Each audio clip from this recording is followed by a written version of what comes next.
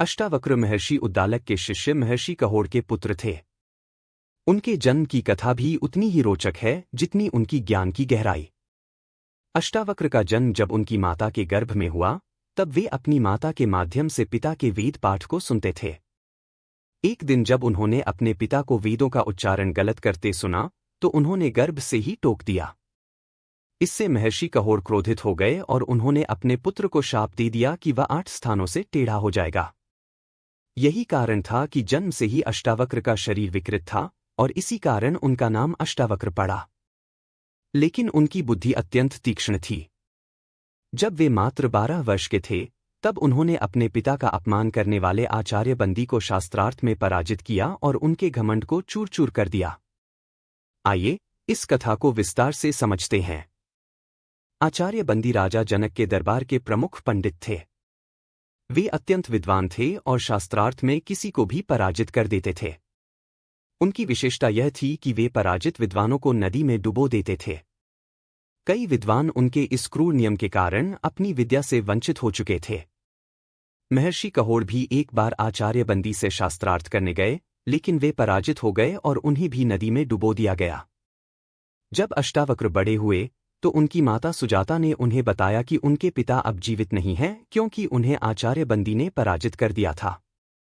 यह सुनकर अष्टावक्र को बहुत दुख हुआ और उन्होंने अपने पिता का सम्मान वापस लाने का संकल्प लिया।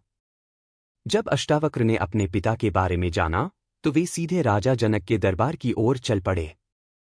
उस समय वे केवल 12 वर्ष के थे, लेकिन उनकी आत्मा प्रबुद्ध थी।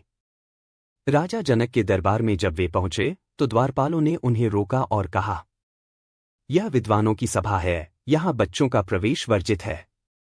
अष्टावक्र ने उत्तर दिया, बुद्धिमत्ता आयु से नहीं, ज्ञान से मापी जाती है। मुझे भीतर जाने दो। द्वारपाल उनकी बुद्धिमत्ता से चकित हुए और राजा जनक से अनुमति लेकर उन्हें दरबार में ले गए। जैसे ही अष्टावक्र दरबार में पहुंचे, वहां मौजूद सभी विद्वान और राजा जनक उनकी विकृत शारीरिक बनावट को देखकर हंसने लगे।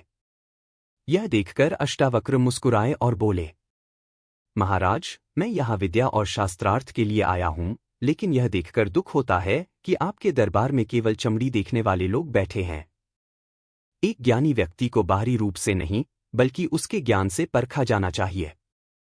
यह सुनकर राजा जनक और सभी विद्वान लज्जित हो गए और उन्होंने अष्टावक्र से क्षमा मांगी। अब आचार्य बंदी और अष्टावक्र के बीच शास्त्रार्थ प्रारंभ हुआ। अष्टावक्र ने अद्वैत वेदांत के गूढ़ रहस्यों को इतनी गहराई से समझाया कि आचार्य बंदी स्तब्ध रह गए। वे एक एक कर अपनी सभी दलीलें रखते गए, लेकिन अष्टावक्र ने सभी का ऐसा उत्तर दिया कि बंदी निरुत्तर होते गए। अंततः आचार्य बंदी ने अपनी हार स्वीकार कर ली। अब अष्टावक्र ने राजा जनक से प्रश्न किया, महाराज, जो भी आचार्य बंदी से हारता था, उसे नदी में डुबो दिया जाता था। अब जब वह स्वयं हार गए हैं, तो क्या इन्हें भी नदी में डुबोया जाएगा? यह सुनकर राजा जनक ने आचार्य बंदी की ओर देखा। तब आचार्य बंदी ने कहा, राजन, मैं वास्तव में वरुण देव का पुत्र हूं। मैं यहां अपने पिता के आदेश से आया था। जो भी विद्वान मुझसे हारता था, उसे मैं नदी में मरने के लिए नहीं, बल्कि जल देवता वरुण के पास भेजता था। अब जब मैं पराजित हो गया हूं, तो मैं उन सभी विद्वानों को वापस बुला सकता हूं। इसके बाद उन्होंने सभी डूबे हुए विद्वानों को पुनः जीवित कर दिया। इसी के साथ अष्टावक्र ने अपने पिता महर्षि कहोड़ को भी पुनः प्राप्त कर लिया।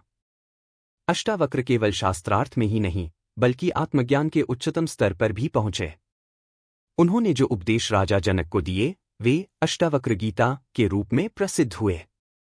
अष्टावक्र गीता में अद्वैत वेदांत का गूढ़ ज्ञान समाहित है। इसमें आत्मा, ब्रह्मा और माया के रहस्यों को स्पष्ट किया गया है। उनके अनुसार, तुम वही हो जिसे तुम खोज रहे हो। संसार एक भ्रम है, आत्मा ही सत्य है। मुक्ति केवल आत्मज्ञान से ही संभव है। राजा जनक ने अष्टावक्र के उपदेशों को सुनते ही आत्म साक्षात्कार कर लिया और वहीं खड़े खड़े ज्ञान प्राप्त कर लिया। अष्टावक्र की कथा हमें यह सिखाती है कि ज्ञान का संबंध बाहरी शरीर से नहीं, बल्कि आत्मा से होता है। उन्होंने अपने पिता का सम्मान वापस दिलाया और यह सिद्ध किया कि सच्चा ज्ञान किसी भी चुनौती को पार कर सकता है। उनकी गीता आज भी आध्यात्मिक साधकों के लिए एक प्रकाश स्तंभ के समान है। यह हमें आत्मा के वास्तविक स्वरूप को पहचानने और मोक्ष प्राप्त करने की दिशा में मार्गदर्शन प्रदान करती है।